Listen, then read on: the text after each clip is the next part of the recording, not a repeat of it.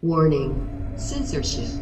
Warning. At the first protest, the New South Wales government wasn't prepared for the tens of thousands of people that would show up. For some reason, they must have thought that everyone was okay with the draconian boot being stomped all over their financial livelihood.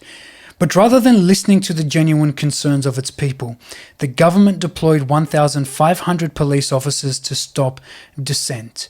Of course, there was no social distancing, there was no hand sanitizing. But the Rona's smart. The Rona knows you can go to the city as long as you don't speak out against the hostile government takeover. Hey there, Mario Malik here for Rebel News in Sydney. And before I begin, I just want to say a huge thank you to everyone who has been supporting us over at sydneyreporters.com.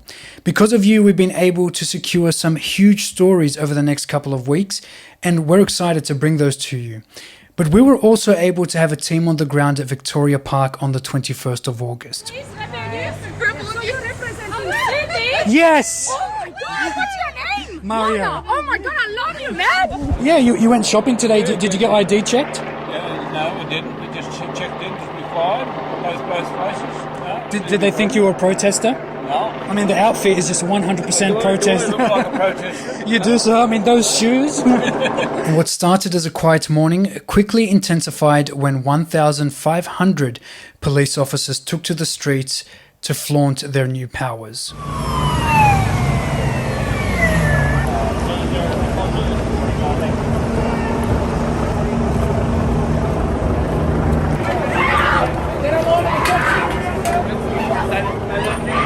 No surprises there. That's been all over the news. But we were working alongside the mainstream media. We saw what they saw. We heard what they heard. We witnessed the arrests. But for some reason, that's where their story ends, and our one just begins. So you guys aren't with the mainstream narrative? No, absolutely not. Look, we're here to cover the other side of the story. 100%. And I think by talking about both sides of the story, we get the bigger picture. But the thing is, that's exactly what they're not letting happen. They're censoring the other side, and they're only pushing their mainstream narrative. You just got arrested. They're walking down the street. As a democracy, that's absolutely absurd. But it's exactly what's happening. We're slowly turning into a communist country. We need to save the children, and it's so important. Like, we don't want to have this continuing. The biggest part of it is the mental health that's affecting people so much. And the people that are going bankrupt and they've got their hands tied. It's absolutely crazy what is happening to our beautiful city. It's almost like it's a war zone, and I don't think it's about taking sides. It's not one group versus another group, but rather we're all trying to explore what's happening in the world today. There are questions being asked, and people are frustrated. Whether you support protests or not, you have to admit that these people have the courage to stand up for what they believe in regardless of the consequences. For example, here in New South Wales right now, we are facing some of the harshest restrictions in the world. We're under constant stay-at-home orders and can only leave the house for the 4 reasons that the government has given us. And even then, you can't travel more than 5 kilometers from your front door to acquire those things. Otherwise, you face a $5,000 fine. So if the consequences are so high, and people were still willing to go to this protest, maybe their actions is not one of rebellion, but one of desperation. It's quite disheartening to see what's happening to this country, to be honest. What do you think is happening to this country? It's going down the toilet. There's so many exemptions for people. If you're an actor, if you play rugby, AFL, you're allowed to do what you want. The Premier goes over to Tokyo to have a go at the shot put or whatever she was doing. And actors come in, Bruce Jenner or whatever his name is, or her or whatever.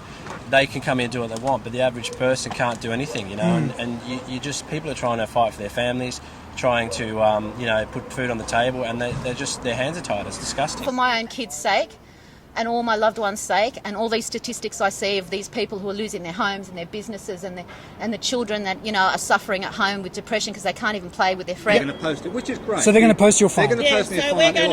It will come in a windowed envelope. Yep. It'll have New South Wales Police or whatever on the top corner. So we'll just put a white sticky back label on it, return to sender. I'd gladly pay that fine to be on the right side of history. I'm a law-abiding citizen. I pay my taxes and I have done so all my life.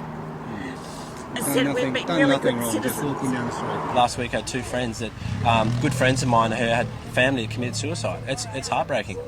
And then you're watching the news, and they don't mention anything about that. It's just, oh, there was a case here, there was someone that 90 years old died. Yeah, that's sad, of course. But what are we doing about all the other people affected, you know? So that's all. This is the shadow pandemic that's taking place right now.